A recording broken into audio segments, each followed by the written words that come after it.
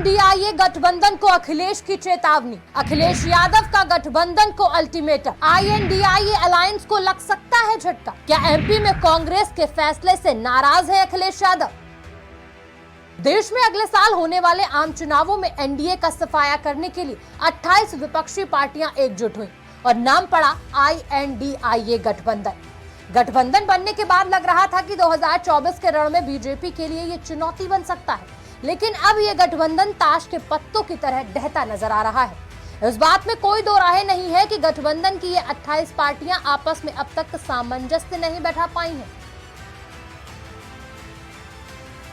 इस अलायंस में कभी पीएम पद को लेकर तो कभी सीट बंटवारे को लेकर अलग अलग मंचों पर गठबंधन के नेता एक दूसरे से लड़ते झगड़ते नजर आए हैं, जिसका सबसे बड़ा उदाहरण देखने को मिला जहां अखिलेश यादव ने मध्य प्रदेश में कांग्रेस के फैसले से नाराज होकर कटु शब्द बोल दिए। देखिए, ये कांग्रेस को बताना पड़ेगा कि इंडिया भारत गठबंधन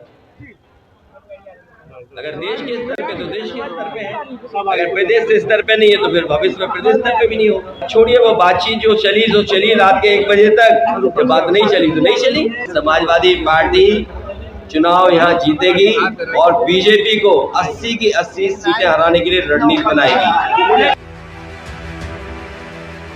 अखिलेश का कांग्रेस के प्रति ये रवैया यूं ही नहीं आया। दरअसल 15 अक्टूबर को कांग्रेस ने मध्य प्रदेश, छत्तीसगढ़, तेलंगाना में अपनी पहली लिस्ट जारी की। इस लिस्ट के सामने आने से पहले उम्मीद की जा रही थी कि कांग्रेस मध्य प्रदेश में सपा का साथ गठबंधन कर सकती है, लेकिन ऐसा नहीं हुआ, जिससे नाराज अखिलेश ने कांग्रेस के साथ साथ गठबंधन को भी अल्टीमेटम दे दिया। यानी कि अब आईएनडीआईए गठबंधन में धमकियों का दौर शुरू हो चुका है, क्योंकि मध्य प्रदेश में कांग्रेस के एक्शन पर सपा नाराज है, जिसका बदला वो यूपी में लेने को तैयार है। वहीं कांग्रेस भी यूपी में सपा में सेंध मार रही है। वोट बैंक मजबूत करने के लिए कांग्रेस सपा नेताओं को अपने ओर करने में जुटी हुई है।